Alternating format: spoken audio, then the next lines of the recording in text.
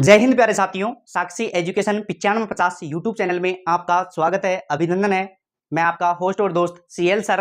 राजस्थान के अंतर्गत एक लेटेस्ट भर्ती निकली हुई है, सीधी भर्ती है। कौन सी भर्ती है उसके बारे में अपन चर्चा करते हैं। वो है राजस्थान आंगनबाड़ी सीधी भर्ती 2024-25। कौन कौन इसमें आवेदन कर सकता है, क्या योग्यताएं चाहिए, किस आधार पर चयन होगा, आयु सीमा कितनी चाहिए, उसके बारे में अपन विस्तार पूर्वक चर्चा करेंगे। तो देखो, आज का जो मुख्य टॉपिक है, आज की जो मुख्य भर्ती है वो है राजस्थान आंगनबाड़ी सीधी भर्ती 2024, जो आपने थंबनेल में देख लिया होगा। चैनल पर पहली बार आए हो तो चैनल को सब्सक्राइब करना, लाइक करना, बेल आइकन ऑन करना, ताकि पल पल की अपडेट या जो भर्तियों से संबंधित जो भी जानकारी आए वो आपके साथ साझा हो सके। तो शुरू करते हैं अपन। राजस्थान आंगनबाड़ी सीधी भर्ती 2024-25। आंगनबाड़ी कार्यकर्ता, देखो किस किस के पद हैं। देखो, आंगनबाड़ी के अंतर्गत कार्यकर्ता के पद है और इसके अलावा सहायिका के पद है। आंगनबाड़ी जो कार्यकर्ता है और सहायिका, इन दोनों की भर्ती निकली हुई है। किस जिले में निकली हुई है? तो देखो, ये जिला है टोंक। कौन सा जिला है? टोंक। टोंक जिले में निकली हुई है। अब इसमें आवेदन के लिए पात्र कौन है? केवल महिलाएं पात्र है। कौन पात्र है? केवल महिलाएं पात्र हैं, चाहे वो शादीशुदा हो, चाहे विवाहित हो या अविवाहित हो। तो इसमें कौन पात्र है? केवल महिलाएं पात्र हैं। योग्यता क्या है इसके बारे में अपन विस्तार पूर्वक चर्चा करते हैं। तो देखो, आवेदन इसके ऑफलाइन है। देखो, आवेदन कैसे करना है अपन को? ऑफलाइन करना है। इसके साथ ही लास्ट डेट, देखो लास्ट डेट है 5/8/2024। इसकी जो लास्ट डेट है फॉर्म भरने की वो है 5/8/2024। इसके अलावा देखो, योग्यता, योग्यता 10वीं पास है। कौन सी है? योग्यता 10वीं पास है। अगर अपन कार्यकर्ता के लिए फॉर्म भरते हैं तो 12वीं पास, और अगर अपन सहायिका के लिए फॉर्म भरते हैं तो उसमें योग्यता क्या मांगी गई है? 10वीं पास मांगी गई है। इसके साथ ही आयु न्यूनतम 21 वर्ष और अधिकतम 40 वर्ष। देखो, आयु न्यूनतम तो 21 वर्ष होनी चाहिए और अधिकतम कितनी होनी चाहिए? 40 वर्ष। अब किस किस को छूट है? इसके अलावा देखो, आयु के अंतर्गत SC, ST, विधवा, तलाकशुदा और परित्यक्ता को 5 वर्ष की छूट है, अर्थात अधिकतम 45 वर्ष तक वो महिलाएं फॉर्म भर सकती हैं। देखो, फॉर्म प्राप्त कहां से करना है, जमा कहां करवाना है, इसके बारे में अपने को कहां जानकारी मिलेगी? अपने जो साक्षी एजुकेशन 9550-2294 जो टेलीग्राम चैनल है वहां पर इसकी विस्तृत विज्ञप्ति मिल जाएगी आपको, तो वहां आप देख सकते हो ना। तो फॉर्म प्राप्त या जमा, या तो अपन टेलीग्राम चैनल के माध्यम से प्राप्त कर सकते हैं फॉर्म को, या फिर अगर मान लीजिए आप CDPO कार्यालय में जाकर भी आप प्राप्त कर सकते हो। तो जो फॉर्म है वो प्राप्त कहां से करना है? जो CDPO कार्यालय, कहां से प्राप्त करना है? CDPO कार्यालय के अंतर्गत ये फॉर्म मिल जाएगा। तो वहां पर अपने को फोटो पाटा चिपका के फॉर्म वॉर्म भर के और सिग्नेचर करके डॉक्यूमेंट्सों की जो फोटोकॉपी लगा के अपने को वहां पर जमा करवाना है। या तो आप टेलीग्राम के माध्यम से भी प्राप्त कर सकते हो फॉर्म को, या फिर अपन CDPO कार्यालय में जाकर भी प्राप्त कर सकते हैं। CDPO जो कार्यालय है, ये फॉर्म कार्यालय उप निदेशक महिला अधिकारिता विभाग के अंतर्गत आता है। अब ये देखो, जो CDPO ऑफिस होती है ये प्रत्येक पंचायत समिति के अंतर्गत पाई जाती है। तो अपन CDPO ऑफिस में जाएंगे, वहां से भी फॉर्म प्राप्त कर सकते हैं, और अपने टेलीग्राम चैनल साक्षी एजुकेशन 9550-2294 के माध्यम से भी प्राप्त कर सकते हैं। इसके साथ ही देखो, दस्तावेज। अब इसके अंतर्गत दस्तावेज क्या क्या चाहिए? तो दस्तावेज, एक तो फॉर्म चाहिए अपने को। क्या चाहिए? फॉर्म चाहिए। उसके साथ शौचालय का घोषणा पत्र। क्या चाहिए? शौचालय का घोषणा पत्र, और आधार card, Jan Aadhaar card, ration card, marksheet, जो भी 10वीं 12वीं BA, स्नातकोत्तर, RSCIT, जो भी अपने पास मार्कशीट है वो सारी की सारी अपने को लगा देनी है। इसके साथ ही मूल जाति और 2 फोटो, और अगर किसी महिला के पास अगर अनुभव है तो वो अनुभव प्रमाण पत्र भी लगा सकती है, क्योंकि उसके भी अंक जुड़ेंगे। देखो, इसमें कौन कौन आवेदन कर सकता है? विवाहित और अविवाहित। देखो, महिलाएं चाहे विवाहित हो चाहे अविवाहित हो, दोनों महिलाएं इसमें पात्र हैं, दोनों महिलाएं इसमें आवेदन कर सकती हैं।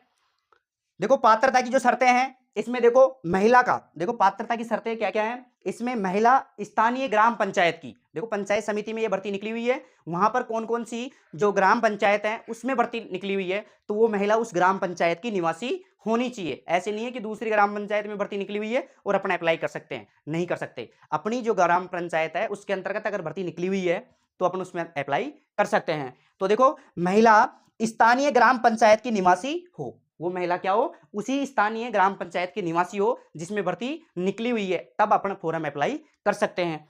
अब देखो, विधवा और तलाकशुदा, देखो इसमें विधवा महिलाएं भी फॉर्म भर सकती हैं और तलाकशुदा महिलाएं भी फॉर्म भर सकती हैं, है ना। देखो विधवा महिला को अपने पति का जो मृत्यु प्रमाण पत्र है वो अपने को प्रेषित करना होगा दस्तावेजों के साथ में ना। देखो ऐसा नहीं है कि जो महिलाएं हैं वो अपने पीहर पक्ष से भी भर सकती हैं और ससुराल से भी भर सकती हैं। वो अपने पीहर पक्ष से भी भर सकती हैं और ससुराल से भी भर सकती हैं। जो विधवा महिलाएं हैं और तलाकशुदा महिलाएं हैं वो अपने ससुराल पक्ष से भी, अगर वहां की ग्राम पंचायत में भर्ती निकली हुई है तो वहां पे भी भर सकती हैं। और जो अपनी ग्राम पंचायत में जो जहां पर उनका मूल निवास है अपने घर पर, तो वहां पे भी वो फॉर्म भर सकती है, अर्थात दोनों जगह अप्लाई कर सकती हैं। ऐसा नहीं है कि दोनों जगह भर्ती आ गई हो, तो आपको ये भी शंका हो रही होगी कि सर दोनों जगह भर्ती आ गई हो तो दोनों जगह से अपना अप्लाई कर सकते हैं। देखो चयन की प्रक्रिया है वो मूल्यांकन के माध्यम से होगी। चयन की प्रक्रिया कैसे होगी? मूल्यांकन के माध्यम से होगी, अर्थात जो महिलाएं जितनी ज्यादा योग्यता रखती है उसको प्राथमिकता दी जाएगी। वैसे साधारणतः जो इसकी योग्यता है वो 10वीं पास है। अगर मान लीजिए ज्यादा योग्यता वाली महिलाएं अगर नहीं मिल पाती हैं तो 10वीं पास महिला को ले लिया जाएगा, है ना। वैसे जो चयन की प्रक्रिया है मूल्यांकन के आधार पर होगी। जो भी महिला ज्यादा पढ़ी लिखी होगी उसको प्राथमिकता दी जाएगी। अब ये भर्ती कहां निकली हुई है? टोंक जिले में निकली हुई है। अब देखो मूल्यांकन कैसे होगा। देखो मूल्यांकन में अगर 10th की मार्कशीट लगा रहे हैं अपन तो उसमें अपने 2 अंक जुड़ेंगे। 12th के लगा रहे हैं तो 3 अंक, स्नातक के लगा रहे हैं तो 4 अंक, स्नातकोत्तर के लगा रहे हैं तो 5 अंक। अगर एनटीटी या बीएसटीसी या नर्सिंग कोर्स कर रखा है अपन ने तो उसके 2 अंक जुड़ेंगे। एएनएम जीएनएम कर रखा है तो 3 नंबर जुड़ेंगे। इसके साथ ही जो बीएड कर रखा है या फिर कोई महिला तलाकशुदा है या दिव्यांगजन है या बीपीएल है तो उसके 2 अंक जुड़ेंगे, है ना। तो और इसके साथ ही आरएससीआईटी और पीजीडीसीए का अगर अपन ने कोर्स कर रखा है तो उसके 1 अंक जुड़ेगा। अगर किसी महिला के पास कार्य अनुभव है तो उसके 4 अंक जुड़ेंगे। और अगर कोई महिला विधवा है तो उसको 3 अंक प्राप्त होंगे। इस प्रकार ये मूल्यांकन होगा संपूर्ण, अगर योग्यता के अनुसार संपूर्ण अंकों का डिवाइडेशन करके, संपूर्ण अंकों को जोड़ करके ये मूल्यांकन के माध्यम से चयन होगा। जिस महिला के अधिकतम नंबर होंगे या फिर जो महिला ज्यादा पढ़ी लिखी होगी उसको प्राथमिकता दी जाएगी। वैसे साधारणतः जो आंगनबाड़ी कार्यकर्ता है उसके लिए 12th पास चाहिए और सहायिका के लिए 10th पास चाहिए। अब देखो इसमें कौन अप्लाई कर सकता है? केवल महिलाएं आप अप्लाई कर सकती हैं, है ना। देखो रिक्त पद, अभी ये रिक्त पद कौन कौन सी पंचायत समिति के अंतर्गत है?